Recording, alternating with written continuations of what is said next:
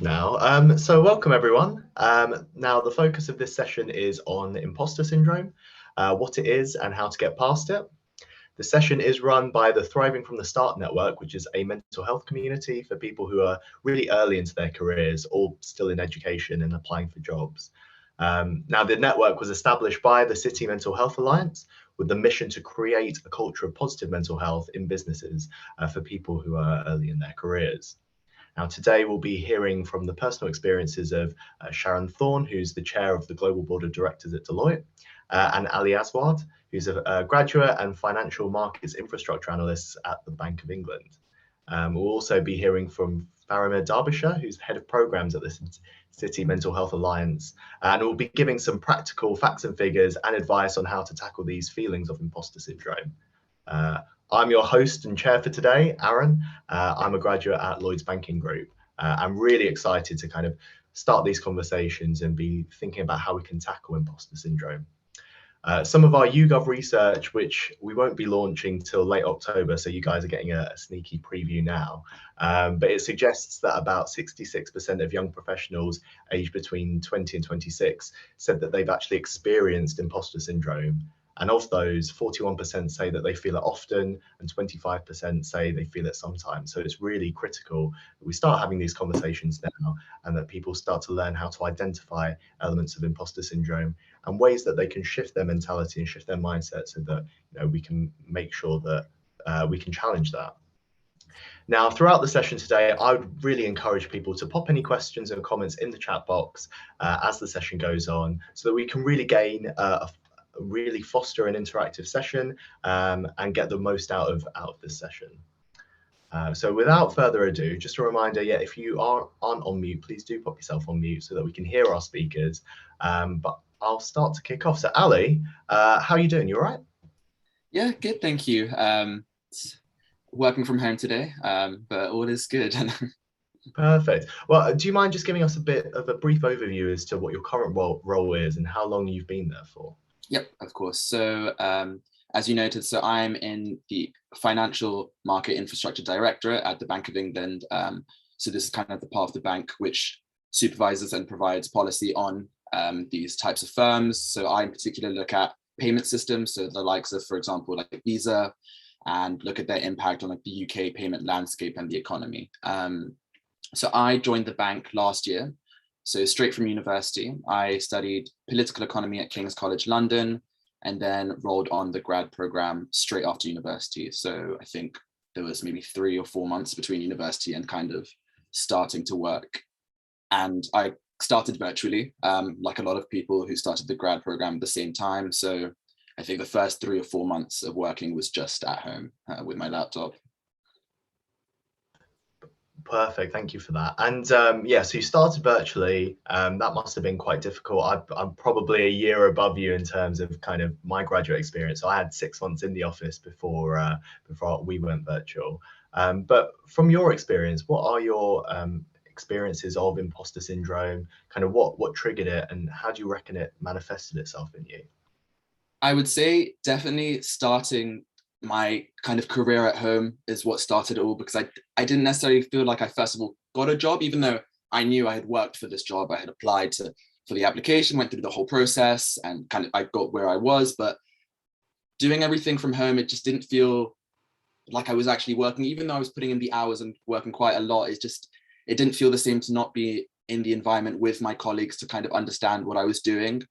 So I'd say, first of all, getting the offers, what kind of set off my imposter syndrome, because I was thinking at a time like this, where I've seen, like, for example, a lot of my colleagues, they got their offers kind of changed because of the pandemic and whatnot. So to even get that job, I was like, whoa, like, how have I been able to kind of secure this?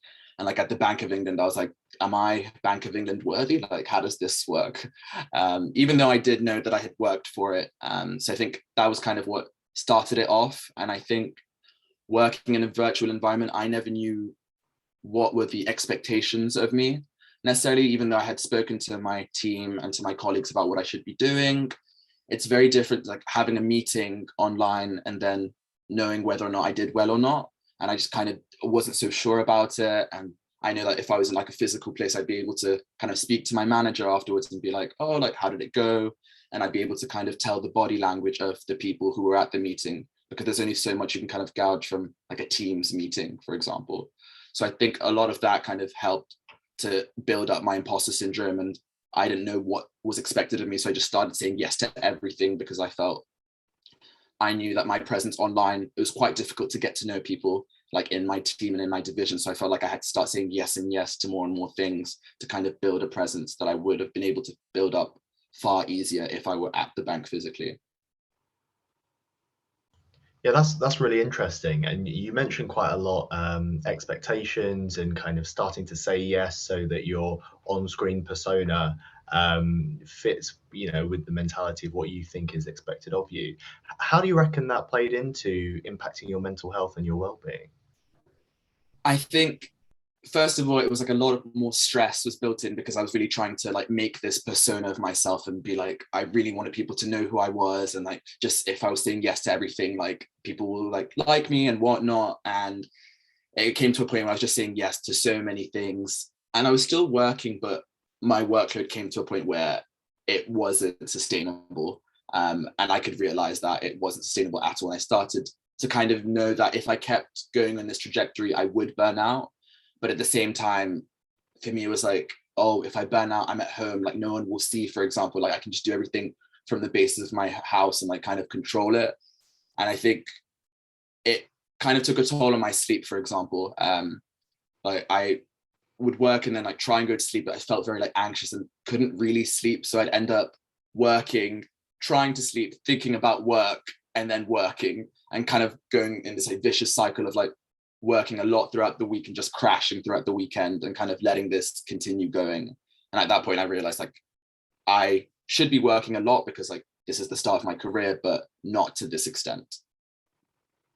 Yeah, that's really horrible to hear actually, in terms of, was there a trigger point for you when, between the lack of sleep and the amount of work that you're taking on, that you really thought that actually this isn't sustainable and I'm really struggling? I think for me, it was the fact that, for example, I'm very thankful the bank does kind of have this work-life balance and it is possible, but I Mm. realized I wasn't having that. I was kind of prioritizing work, and not sleeping and everything kind of meant that there was time for nothing else. Like I should have been able to see my friends, work out, do whatever I would like to do, but it felt that I kind of pushed everything away and I kind of just kept on this routine that just was consistently like going on.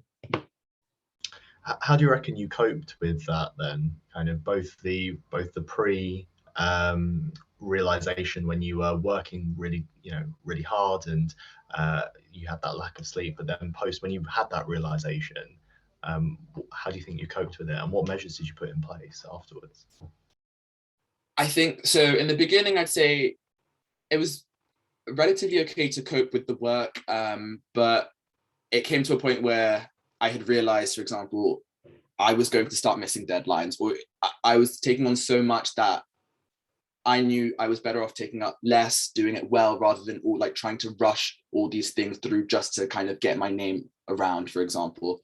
And I think for me, it was at that point I was like, I kind of need to talk to someone about this, or kind of validate how I'm feeling, for example. And the bank was great at that point. Like the bank tried to put a lot of things in place. Like we've got a well-being society, and a lot of information was sent around about, for example, the bank counselors. And it was something that I wouldn't necessarily do beforehand, but I was like, I do need to talk to someone about this, because I didn't want to talk to anyone like at the bank, like my team, because I didn't want them to think, oh, like he's not going to be able to like deliver things on time, or like this would impact my work. So I was able to talk to a counselor. And I think at that point, that really helped kind of make me realize I was right in thinking that this was not an okay way to kind of go about things, and like this, that this was not sustainable, and that it was okay for me to kind of feel like an imposter and to be okay with that and to accept it. Because I think at that point, I just really didn't want to feel like it. Yeah, that's really interesting. And sorry if you can hear the helicopter that's flying overhead. But it just goes to cement and show how asking for help is a strength, and really that's a behavior that we should all be kind of emulating. In that, if we do think we're struggling, asking for help is definitely a route and a recourse that we can take. Do you feel now that you have a bit more of a support network, just so that you don't go back to that those behaviors of work, saying yes to everything and overworking yourself, leading to burnout? Definitely. I'd say I've not only got the support network, but I kind of know now what's okay and what's not okay. Like, I know for me what's acceptable and what I should be taking on, and that I shouldn't just let this all pile up, because I should have like priorities. Like, I should prioritize myself and my personal well-being at the same time as working, which it can be like achievable. Yeah, that sounds so good. Have you do you think your peers and your friends, do you think they've had the same experience or similar experiences to you? I would say so. I would say it's quite interesting because I feel like imposter syndrome is one of those things that no one wants to say they have it, but then as soon as one person does, everyone's like, oh, me too. And it's like getting someone to first say it so that everyone else says it, because otherwise everyone just be quiet because they're kind of concerned, like, oh, if I have it but they don't have it, there's something wrong with me, and like I'm doing something wrong. So I think it has been nice. I think now we've a lot of people have accepted that it's okay to have imposter syndrome and understand what it feels like to have it. But I'd say more so now, and like that we're able to see each other, we've been able to talk about this. But I would say a lot of people felt kind of isolated, especially just working from home and not being able to kind of speak to people and like reach out. Yeah, I think that's a really fair point, and hopefully is a nice outcome that will come from today's session, in that we're talking about it. People might be able to feel some sort of synergy or compassion or empathy with some of the stories and the things that you've mentioned. Do you have any kind of final points that you would like, or any tips that you would give to the audience from your experiences? I would say, firstly, it's okay to kind of feel like an imposter from time to time. I think it's important to realize it's not something you can just shut off. You can't just be like, no, I'm not an imposter, and like that's done. Like, it will crop up from time to time, and I think that's perfectly natural. I think accepting it is very important, but also I think it is important to kind of within yourself understand like the things that are acceptable to do, and have that kind of like strict timetable, like I'm working, but then after this I'll be doing something else, or like prioritizing different things. Because I say in particular from home, it's very easy, the like lines between your personal and like your work life and your private life can be very blurred, and I think it's very important to kind of separate the two, and also to reach out to people. I think for me, I was scared at one point to reach out to my bank counselor because I thought that would go to my team and like my manager would know. And I don't know why I thought like this. I was just scared, because you don't want to be that person who's like complaining, like think like just because you're a grad, like your feelings aren't validated. Yeah, I think that's really fair. Thank you so much, Ali, for your candor and your honesty. That's been really interesting and really illuminating as well. Now, that's an example of someone who has kind of really struggled with imposter syndrome early on in their career, and who started in a very unique position working virtually. We're now going to hear from Sharon, who is a little bit more further on in her career. Sharon, experience, we call it. that's the word I was grasping as opposed for. To old, yeah. I wouldn't have gone that far. Don't you worry. But no, Sharon, do you mind giving us a bit of an overview of your journey, please? Yeah, so in terms of imposter syndrome and how it's affected me, are you happy for me to launch into that? Yeah, absolutely. So, I have and continue to experience imposter syndrome, which for most of my career and indeed life, I've been able to manage. But at times, it is incredibly debilitating. I went to 9 schools. My dad was in the Navy, and I became very adept at fitting in and transitioning between all the different educational curricula. And when I was young, I didn't really appreciate that it's hard work that differentiates most people. And all of your friends, you'll remember this, say that they're doing no work. And so you think, oh God, I must be really stupid because I need to do loads of work if I'm going to do well in my exams. Of course, as you get older, you realize it's not true. But at the time, I just, felt I wasn't good enough. And with that constant changing, there was quite a lot of, imposter syndrome, I would say, started very early in my life, although I didn't know that that was what it was. And it continued throughout university. I had an amazing time at university, but I struggled with my academic confidence. Starting work for me was brilliant. This is going back a long time, 1986. It did feel like a level playing field, a group of us starting at the same time and most with no relevant experience. I loved it and I differentiated myself early. I worked hard, I was successful, including in my professional exams. However, as you get more senior, the challenges increase and you find yourself doing more and more things that are outside of your comfort zone. And I put myself forward for a very big role in the UK firm in 2014, and it was to become the chair of the UK firm. It was a very public, I had a lot of support and I got into the final two, but I wasn't selected. And it really knocked my confidence and it made me doubt myself, my achievements and my future. And it took me a really long time to overcome. And even though I was given another amazing opportunity, it impacted my confidence in that next role. That was a very complex role leading to a project that would transform our firm. And I wasn't sure if I had the right experience or capability to deliver it, which impaired my performance in the early months because you're constantly second guessing and thinking, am I doing the right thing? Have I got the right people? But I worked hard and over time I began to realize that I was doing a good job and that the breadth of skills and experience that I had were actually ideal to achieve success in the role. And actually, I don't know how many of you saw Dame Kate Bingham was interviewed on imposter syndrome in an article in the Times I read this morning.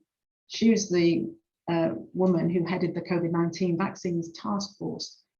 And she said that when she was asked by Boris Johnson to head the task force, her immediate reaction was, why me? There must be someone better.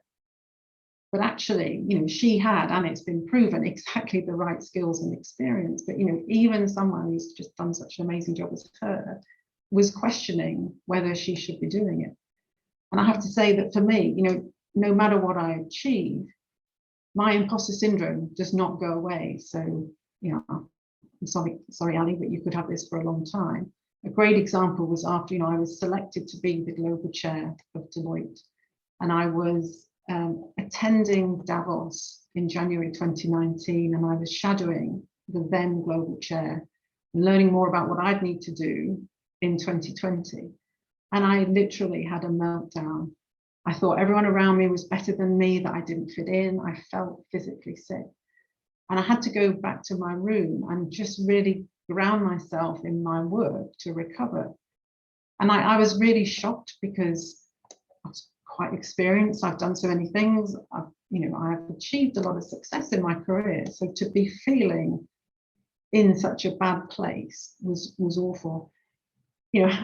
But a year later, with all the experiences, the development and the confidence of another year, I went back to Davos in January 2020 and I absolutely loved it and got on really well.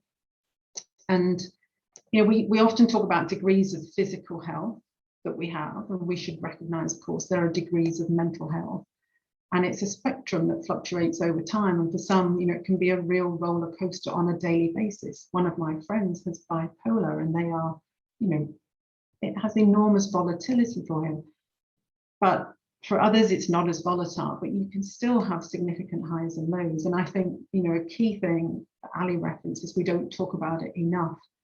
And so it can be very hard for people to get the support that they need or even to recognize that they have a problem.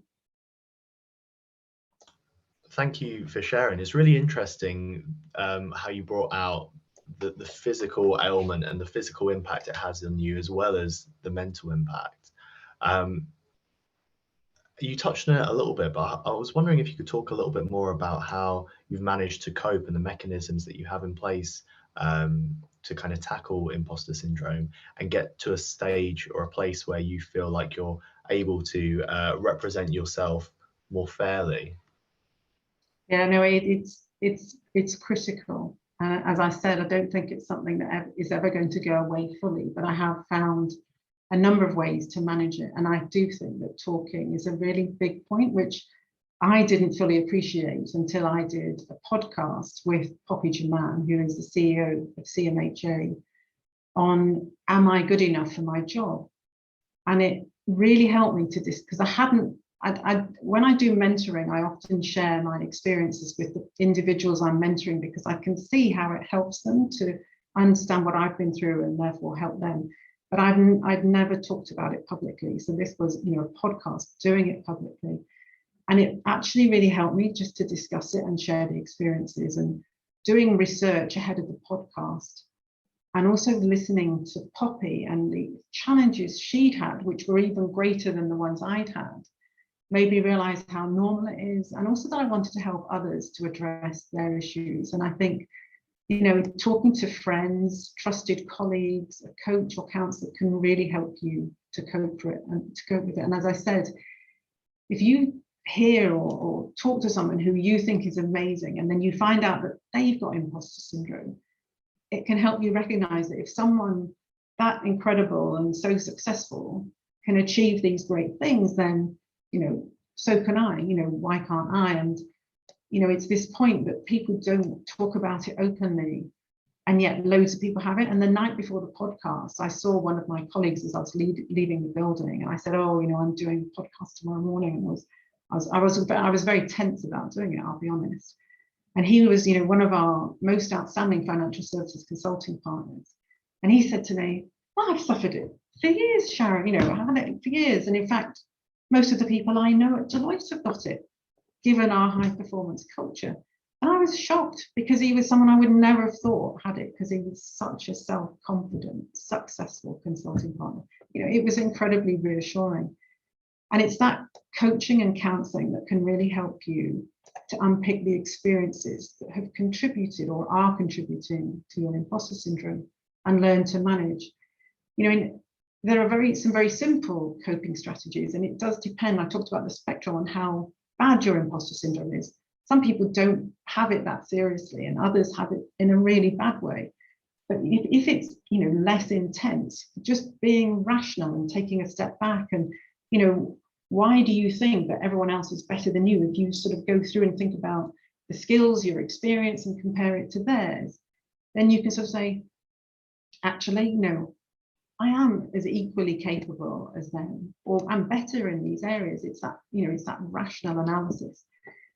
But if it relates to a deeply held lack of self-belief, and I'll be honest that mine does, it goes back to things in my childhood, then you may need more support.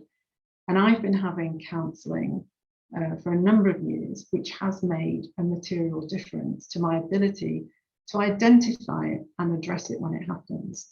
You know, and being aware of it is a critical first step to resolving it. And as I've said, talking openly, I think it's not only helped me, but others too.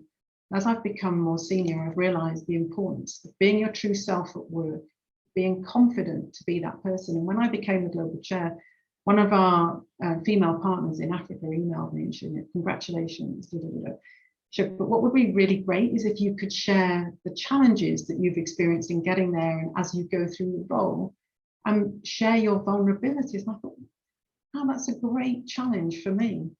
You know, and so I am really trying now to share my vulnerabilities and be more authentic and open and honest. And it creates very strong connections with others who, you know, you're showing them that you're normal and human, you build trust and followership. But importantly, it gives others the psychological safety to feel comfortable to share their experiences with you and to talk about their mental health if and when they need to. And finally, I do think that, you know, we can all give others encouragement and support and boost their confidence. Just smiling can make a massive difference. And obviously it's a bit harder on Zoom as we come back together, just creating that, you know, a wonderful atmosphere for people to feel safe and secure in. And it's important for all of us, and you never know how other people are feeling. So just smiling a lot more, you know, and as I said, so many people experience moments of doubt, but the key is not to let it consume you. I think those are some excellent points, and especially around the transparency and openness. And, you know, I very much can see, and bearing in mind we met 26 minutes ago, I very much can see that you are modeling those behaviors, so that I feel a lot more people, myself included, will continue to be inspired by you.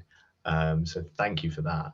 From your position as someone who is, quite senior and someone with a lot of experience, what would you like young people to know about imposter syndrome? So I think the key thing is that, as I've shared, imposter syndrome can affect anyone at any stage of their career and indeed life.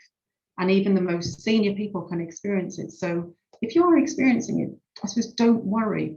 I've seen how prevalent it can be. And in the research I did previously, it affects about 70% of people at some point in their lives.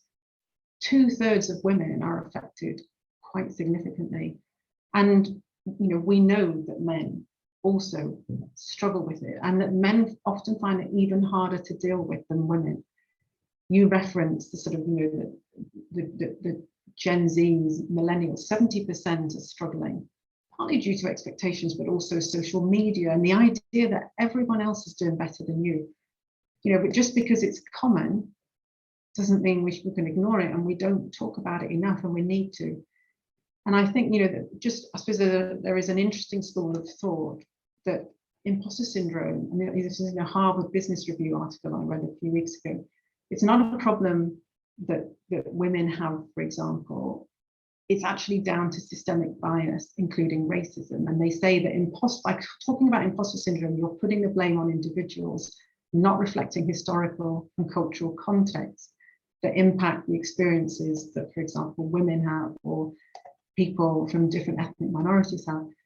And I do think there is a huge amount that we have to do to fix workplace cultures to make them truly inclusive. And at Deloitte, we've been working very hard to address everyday behaviours, to stop microaggressions, which people often don't realise they're even doing, to create truly inclusive cultures. However, there needs to be a wider societal focus to address deep-rooted biases, and that isn't going to change fast. And the fact is, as I said, a huge number of people do suffer from it, including men. And so it's not just down to societal inequality. And regardless of where imposter syndrome comes from, we have to help people overcome the feelings. These fears can hold you back from making the contribution that you're capable of making because you fear being found out or looking stupid. And if that's the case, then we want you to get help to address it. And as I said, counselling has been a huge help for me. But and I mentor others, so it could be that it's someone who's mentoring you. And as Ali said, seeking this type of support should be seen as a strength. But it's crucial that you identify, what the root cause is, and then deal with it to enable you to manage it and to thrive. That is so valuable. Thank you so much, Sharon. And it would be great as well, if possible, if any of those organizational learnings that come out of the activities that Deloitte are doing could be shared with, publicly with the CMHA, because I think we can all benefit from that. So thank you so much. I'm going to pass over to Farimah now. We're going to hear a little bit more about some of the theory around imposter syndrome and some more practical tips on how to manage it. So Farimah, over to you. Thanks very much. Thanks, Arun. And thank you for inviting me to speak today. And thank you so much, Ali and Sharon, for sharing. You both have been so thorough and so clear and so powerful. Actually, a lot of the points you made, I was going to make. So that's great. It's great that we're aligned. And so I'm just going to talk for 5 minutes about imposter syndrome in the workplace and some kind of coping techniques. Then we can hopefully move on to questions and having more of a discussion. But imposter syndrome, it was a term that was actually, this is a mental health challenge. It was actually a term coined by psychologists. They're called Pauline Clance and Suzanne Imes in 1978. We find that many people, despite having huge amounts of external and actual evidence of achievement, consistently felt that they didn't deserve the success that they had. And how that manifests itself in behaviour was, and we've, I think, touched on it a little bit from Sharon and Ali's stories, but the intensity of self-doubt can be paralysing and stop people from taking risks or putting their hand up for work or stepping outside their comfort zone because they're afraid of being exposed, even though it's possible that they can do, thereby limiting progression, which leads to a vicious cycle of feeling that you're not good enough, which is not actually the case, or when people don't feel worthy, as Ali was talking about, They work extra hard to get everything absolutely perfect to prove their worth and end up leading to burnout. And research has shown that the most frequently reported symptoms of imposter syndrome are lack of self-confidence, generalized anxiety, and depression. So look, we've got to take it seriously. It's not just a small thing in our heads. And I think that Ali and Sharon have made that point, but I think it's great that we're having this conversation. And I'm so pleased, and thank you to the Thriving from the Start Network for hosting it. And the triggers are complex and layered, and we're not going to be able to get into it today because it's all about individuals. It can be based on you're the only person in the room who's from a certain gender, ethnicity. It can be childhood experience. It can be what people in authority are telling you. It can be the experience of working remotely almost 100% of the time. There is one thing that I wonder if it resonates with people who are at this event that I've heard a number of times in the context of work, is that you'll join a company or you'll go to an assessment day, and the message that you get from the line manager, the employer, is that we are the best. This is the best company.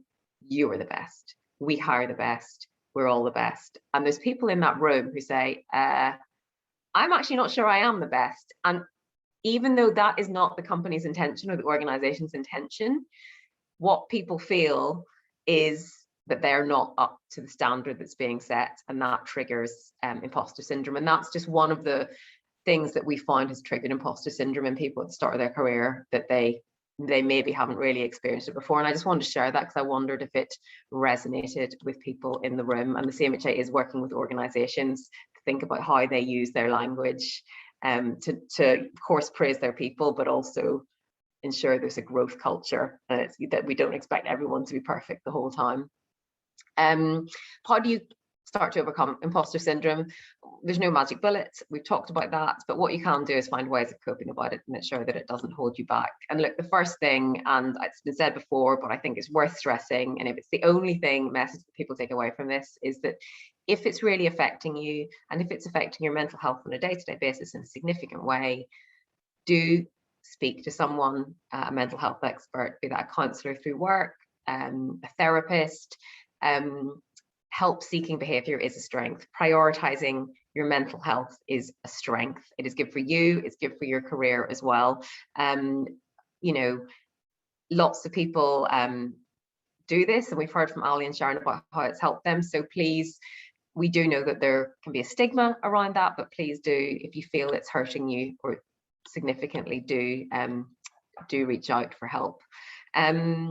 Other ideas to lessen the experience of imposter syndrome: it can be incredibly helpful to voice your concern, and we've talked about this, to normalize conversations, but you have a conversation about your own experience with someone that you trust, a mentor, line manager, or friend. I was actually just sharing with the rest of the panel before we joined, me in researching this event in terms of looking at what mental health experts were saying, and you know, how common it is. I suddenly realized that I had imposter syndrome when it came to events. I was joining Zoom events, and if I was a chair or facilitating or just contributing, I would come off it. I just leave meeting, and whereas I used to leave a meeting and talk to my colleagues and process what was being said. But what was happening is I was leaving a meeting and just focusing on what I'd done wrong, on what I could have done better, and how I'd said something that wasn't very helpful, or did I cut that person off? And I was realizing that I'd starting to dread meetings in a way that I never as an extrovert did before. So Poppy's getting a name check again. I spoke to our CEO, Poppy, and I said, you know, I just want to check I'm doing okay in meetings. And out of absolutely nowhere, and this doesn't often happen, I burst into tears, and I realized how much it stressed me out. And we had a conversation. I was able to zoom out, have constructive feedback on what I wasn't doing quite well, but also realizing it part of a bigger picture. And so if nothing else that this event has done, it's a win for me, because in preparing for it, I realized that I was suffering for it in a way that had been triggered by COVID. So just having a conversation with someone that you trust can be really helpful, and help you to zoom out and think of your strengths as well. Another thing you can do is create a bank of evidence of your strengths. Now, this sounds, it works. You write down 3 things that went well this week, or even each day, because it is human nature for our evolution to focus on what's not going well. we didn't in historical times have a good food supply. We needed to work out what we were doing wrong so we could go and get food supply. Our nature is to look at the risks and the mistakes that are happening around us. Sometimes not so helpful in a work meeting to that extent. Our survival doesn't necessarily rely on it, but also it can tip over into unhealthy behavior. So focusing and forcing yourself to write down stuff that you are proud of and that you've done well means that you have a bank of things that you have done well that you can turn to in moments of self-doubt and put mistakes, which we all make, into context. And as I said, final point, not for maybe individuals here, it's also something that businesses should know about. We're not putting this all on the individual. We want businesses to know what imposter syndrome is, employers to know, line managers are, and the CMHA as an organisation is working with our members to help increase awareness of this. And often we'll have conversations, and a person we're having a conversation with will have a light bulb moment, just as I had, and be like, oh, yeah, no, that affects me. And it just, we're going to normalise it. But look, I'm going to end there. But if people would like more information about imposter syndrome, or they'd like maybe an hour with more detailed training and coping mechanisms, then just drop it into the chat or privately message me, and the CMHA and the Thriving from the Start Network can look at what we can do and put it into our program. But I'll end there and hand back to you, Arun. Thank you very much. Amazing. Thank you so much, Farimah. And it's really interesting just to hear about the theory behind it as well, because I feel like it gives you a little bit more understanding as to why imposter syndrome exists and why it's actually okay to feel like that. Because as humans, we're not really made to be in these high stress environments. We're made to be out in the wild plains as our ancestors were. But no, thank you for that. I think we'll go to questions now. So yeah, if you do have any questions, like I've been saying, pop them in the chat and I'll have someone from the studio send them over to me. But in the meantime, I wonder if Ali, Sharon, if you have any other tips on coping with imposter syndrome beyond what Farimah said. I know the having a bank of compliments or skills that you do well, strengths, is something that I do personally, and it's based on feedback that I've got from other people. So that really helps to bolster me and actually provide a little bit of credibility to myself. But yeah, Ali, Sharon, do you have anything more that you want to add to that? I'm gonna let Ali go first. You can go whilst I think about it. Okay, so that point about, you know, writing down something each day that has gone well that you can reflect on, but I actually struggle. Partly because I'm usually very busy and finding time to do that, and then I can't always remember what I think, oh yeah, no, that was really good. I actually like keeping feedback that other people have given on me. So, you know, during the course of the year, I will get a number of emails from people who heard me speak, or I've had some sort of impact, and I keep those, and we sort of summarize them on a piece of paper for me so that I can look at it. And when I became the global chair, I got lots of amazing messages from people congratulating me. And again, we kept a record of that. This is my team helping me put something together to give me some things to give me confidence about. And I'll be honest, you know, at one point during the pandemic, I was really struggling with a part of my role, and part of my, I suppose, my counsellor said to me, right, you need a little post-it note on your screen that says you are amazing. So I have it on my home screen, so I'm in the office, I've got a bit more support around me. It says you, and I look at it every now and think you are amazing, and it then says the feedback tells you so. So I've got feedback that tells me, and that is just really important. I mean, it sounds ridiculous, I know, but someone at my level needs that. But occasionally, and this is not all the time, I should say, occasionally when I'm about to do something that I'm sort of thinking, oh, I can't do it, that just gives me that, oh, yes, I can. But even, I'll tell you the other thing, and this is a bit strange. Someone said to me, just sometimes put a pair of high heels on, or put a nice dress on, and it'll give you that lift and confidence. And it's true. I was doing this big thing to a conference, and I was in my home on my own. I was thinking, oh no, I just, you know, what am I doing? All these really, you know, very senior women from around the world. Put my shoes on, my dress, and lippy, and I just felt. And it can be really simple little things that help you. And the other thing that I have, I'm going to just show you this. I try and ensure I've got a picture of my dog somewhere, because it just really cheers me up and it helps ground me back in reality and with things that I love.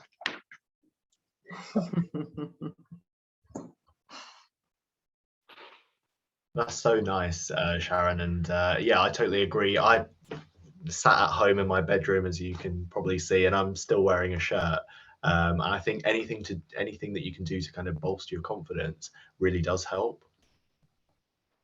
Ali, did you have you had enough time to think? I have, thank you. I was going to say something that's helped me a lot, I think in particular with working from home, is what we have in my team in particular. For example, if I'm like leading on a call, or whoever is, if we're talking to another firm, we'll always do something called a wash up. So straight after that meeting, like we'll all talk to each other and be like, oh, sorry.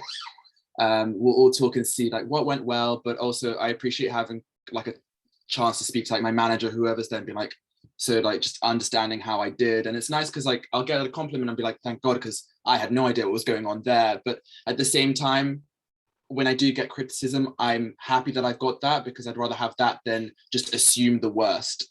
Because there's always that feeling like straight after a meeting, you're like, how did that go? Like I have no understanding, because when everyone's virtual, you can't really tell how people respond. And I'm like, when I'm listening to something, I'm just like focusing on that. So I kind of forget what my facial expressions are like. Like I could look really angry, but not mean to. I'm just like immersed in what they're saying and trying to understand it. So kind of having those wash-ups really helped me, kind of like knowing how I did afterwards. And just, I think it is worth maybe after you've had something like that, pinging the people you were with, being like, hey, like maybe if we could like chat a bit about this and like just about how I did, and for example, something like that. So yeah. Yeah, that's another great one. I think that introspection aspect is really important. We have a question from the chat, so it's directed to Farimah. So Farimah, you spoke about the concept of emphasis being on the best through marketing and recruitment processes, which can contribute to imposter syndrome. Do you have any advice on how we can challenge that phrasing without losing the competitive edge that's so important for many organizations and that they're afraid to lose from both a client and a talent perspective? It's a really excellent question. So I don't have the language, the exact wording that they should be putting on a marketing collateral, but there does need, I think, at every stage, marketing, recruitment, and then induction, to be an emphasis on growth mentality as well. So we welcome people trying things out and making mistakes, and this helps you thrive, and just celebrating learning through, maybe not the word mistakes, but learning through development and growth. And look, I know there's competition for talent. There is competition for talent out there, but I will also say that if people position themselves as only being the best and not talking about growth mentality, there is a chance they're losing candidates because they are self-selecting out. Do you know what I mean? That they're saying, well, they only want the best, and I'm not sure I'm the best, so I'm just going to give that one a miss. So there's a risk in not attracting people by not doing it as well. And I would also focus on growth and development too. Yeah, that's brilliant, Farimah. And Ali and Sharon, you both spoke about in your personal experiences, different things that your organizations were doing to kind of help you challenge that imposter syndrome and create a safe space for you. And just hear someone typing. So if you could pop yourself on mute, I'd be really appreciated. But yeah, no, Ali and Sharon, what would you suggest to the people on the call who I think are from a variety of different organizations, or at least I hope? How would you say that workplaces should manage imposter syndrome and actually create that feeling of psychological safety? And who do you think you can turn to at work? It's very interesting, and I'll be honest that when I decided to do the podcast that I referenced, I was quite worried because we hadn't been talking about these things openly. As I said, I used to do it kind of individually when I was mentoring people and people close to me. I did feel that I was taking a risk, but I sort of also felt I've got to this position now where, and it's a 4-year role, they're not going to take me out. It would be very damaging for Deloitte if they decided to take me out. So I sort of felt I could take a bit more of a risk and be more open and be more vulnerable. And we are trying at Deloitte to really change our culture. I've referenced it, to have a truly inclusive culture, and part of that is really supporting people around mental health as well. And we've been doing a lot to provide more support, particularly through the pandemic, but on an ongoing basis for people's mental health. And we have a number of champions, called mental health champions, who people can talk to. And there is this sort of, can I talk to my boss about it? Ali referenced it. You don't want to. Now, I would like to think that anyone in my team can share anything with me, and they do. But I'll be honest that not all bosses are as understanding as me around these issues. And so it's important that you talk to people, and that's trusted colleagues who you can talk to. And hopefully you have got bosses who you can share these things with. But if you haven't, there are always going to be other people in an organization who can support you. We are committed to helping people. And as I said, you can also, try and get some external support through counselling as well. But it is something, the more we talk about, the more other senior leaders talk about, that we will change cultures dramatically. Because I cannot think of, as I do that rational analysis, I know how many of our senior leaders all suffer from tremendous insecurities in one form or another. And it's in being able to be open about it, we can support each other even and make each other even more effective and successful. Yeah, I think that's a really great point, Sharon. And someone actually has also messaged to ask, just to build on that, how do we make sure that the people that you're seeking advice from and the senior leaders that you're looking up to actually provide you with the right level of confidence, and they help to support you rather than taking away that crutch and making you feel worse? We are continuing to educate our leaders, and someone's just put a comment on about talking about mental fitness, and that is a great way of talking about it. But I do think we talk a lot about mental health because we're trying to change it. We'd stop it being stigmatized. And interesting, because Deloitte is, it's a large global organization.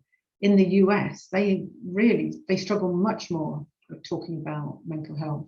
And we've deliberately put it on our global talent agenda as one of the key 3 things that we have to address. And we've put a baseline in place around the world that everyone has to, provide a certain level of resources for all of their people. I mean, it's so important. And the more we talk about it with our senior leadership, the more we hope to transform their understanding and their behaviour and their response. Brilliant, thank you, Sharon. Ali, do you have anything more that you'd like to add to that? Just adding on to that, I think it is very important just to see what is around in your organization, like trying to see what resources you have available. I think especially during the pandemic, organizations have been very good at kind of like promoting what they do have available. I'd say the bank was very like on it in terms of like saying what advice is there. If you want to speak to a counselor, whether or not you'd be part of the bank or someone external as well. And like similar to what Sharon was talking about, we have like well-being champions. So I'm like the well-being champion for my directorate. So see who is your port of call in your division in particular that you can speak to about that, and see whether or not, if you prefer to have external support, if that's available. Because I think it's very important for organizations to be open, and for me to, for example, have the opportunity to speak to my manager if things are not going so well. And I feel like I'm in a position where I can, but sometimes I just don't feel comfortable. I just don't want to speak to them. I'd like to speak to someone else.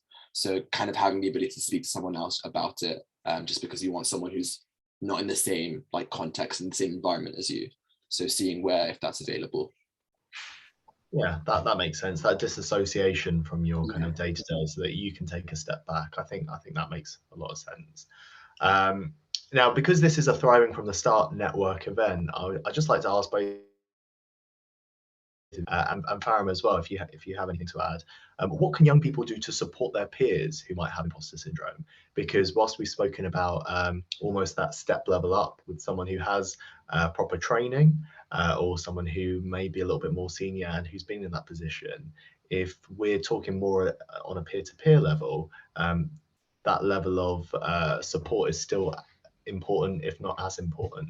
So yeah, just from your experiences and your thoughts, where do you reckon we can do that?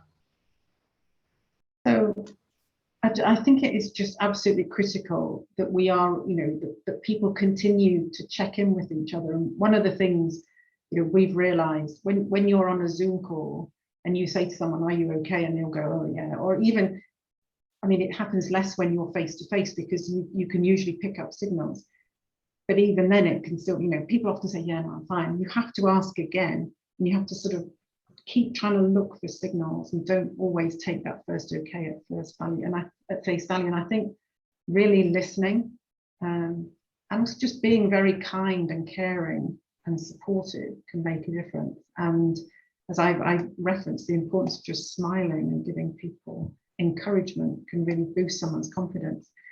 But the other thing, is attending something like this and therefore getting a better understanding of it. You can start to look for it, and any triggers that you see in other people to see if you can help them, and thinking about, some of the things we've talked about with you about how you can help people and suggesting it. So just being there for your friends.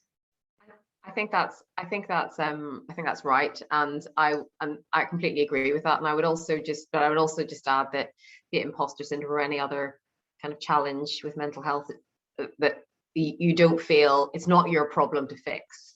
What you can do to help is be a listening ear, but also signpost to help and other help, be that encourage them to speak to a line manager or a mental health first aider, or if they maybe potentially need to speak to a counsellor. So it's also don't carry it all yourself as well. Do signpost to support that's there. And again, the mantra, help seeking behaviour is a strength. Remind the person who may be talking to you about it of that. I also just saw one more question, Aaron. I know that we're going to wrap up soon, but there was a question just on the link between, and I've slightly lost it there, but I think it was like socioeconomic background, class, and imposter syndrome. And I think there is a link. There is, as we said, it's very complicated where imposter syndrome comes from, but when you are potentially the only person in the room from a different, one economic background, one gender, one ethnicity, then yes, there is a link. And that's another focus for most organizations is on, if you're going to be the only person in the room, it's going to be hard. I'm sure it was hard, it's hard for Sharon being sometimes the only senior woman in a room, but we need to improve diversity across the board. But we also need to, in the meantime, as we do that, help people cope and manage their own imposter syndrome. Perfect, thanks, Farimah. Ali, do you have a final point? I'm just conscious of time. Yeah, so just a very final point. I think it's important to kind of be there for your friends, but also just to be open about imposter syndrome in general. Be like, I feel like I'm an imposter sometimes. I think it's just worth telling people that it's okay to feel those things, and like not necessarily having to be there to help them, but be like, oh, my friend, like he was able to openly talk about it, and so that makes me feel better about having it and going through it. And then just one thing I think that's been very useful for me is just, I think it's very easy to just have like very small talk, and like when everything's very virtual, so you don't really get to speak to people. So it can help to be upfront about things. So my manager and I, for example, when we have our like bilats, we have a RAG status. So I'll pretty much say like red, amber, green, like what am I? And that's how we'll start the conversation. Like to be very like on the go, because before it was very difficult to kind of like explain how everything was going. So starting off with that has helped a lot for us, for example. Yeah, that makes a lot of sense. Well, thank you to all of our speakers. We're just going to pop a quick poll question into the chat. So I really do encourage you guys to answer it before you shoot off to your next meeting or for lunch. Yeah, massive thank you to Ali and Sharon and Farimah for sharing their personal experiences, and thank you all for attending. I'll do the classic like and subscribe, but actually, no, if you do find these sessions to be interesting and helpful, please feel free to sign up to the Thriving from the Start network. The link should be in the chat. And yeah, have a great day, everyone, and hopefully we can start to break down those barriers and that stigma around imposter syndrome and really start to challenge those behaviours. So thank you, everyone.